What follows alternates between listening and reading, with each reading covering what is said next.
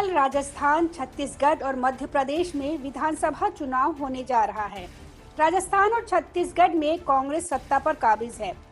आगामी विधानसभा चुनाव में कांग्रेस के लिए इन दो राज्यों में अपनी सत्ता को बरकरार रखने की चुनौती होगी, तो मध्य प्रदेश में पार्टी सत्ता पाने की कोशिश करेगी। कांग्रेस का कहना है कि उसकी भारत जोड़ो यात्रा एक बूस्टर डोज की तरह है, जिससे आगामी विधानसभा चुनाव में उसे जबरदस्त लाभ होगा। कांग्रेस जो भी दावे करे, लेकिन सवाल बरकरार है कि क्या भारत जोड़ो यात्रा राजस्थान, छत्तीसगढ़ और मध्य प्रदेश जैसे चुनावी राज्यों में उसके लिए मददगार होगी। राजनीतिक पंडितों का कहना है कि आगामी विधानसभा चुनाव के नतीजे ही 2024 के आम चुनाव में कांग्रेस के दबदबे की तस्वीर साफ करेंगे।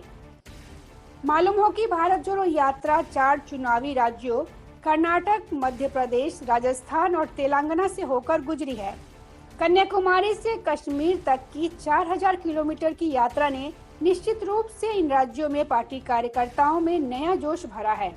लेकिन क्या यह इन संबंधित राज्यों में विधानसभा चुनाव में रंग दिखा पाएगी?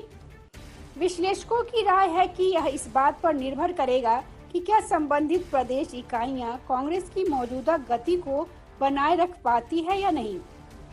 सियासत के जानकार बताते हैं कि आगामी विधानसभा चुनाव में संगठन के स्तर पर पार्टी की एकजुटता भी बेहद मायने रखेगी, खासकर तब जब राजस्थान, कर्नाटक और तेलंगाना जैसे राज्यों में पार्टी गुटबाजी से प्रभावित रही है।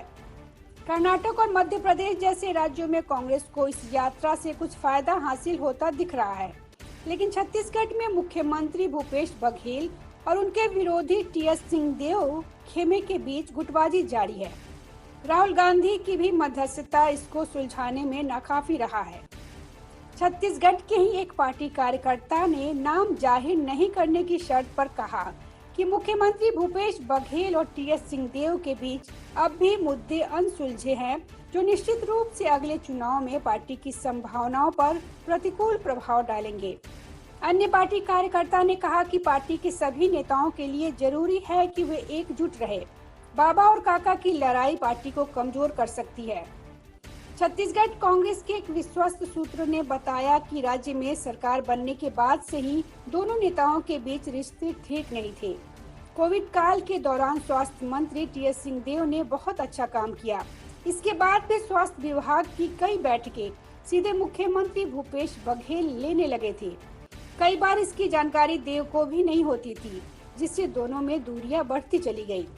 वहीं सीएम ने जानबूझकर कई प्रभाव वाले जिलों को प्रभार टीएस सिंहदेव को दे दिया। इसके बाद से दोनों नेताओं में बातचीत लगभग बंद सी हो गई थी। उन्होंने कहा कि पार्टी और राज्य दोनों में फिलहाल भूपेश बघेल टीएस सिंहदेव के मुकाबले ज्यादा मजबूत है, लेकिन सरगुजा इलाके में टीएस सिंहदेव का दबदबा है। Bureau report, public news.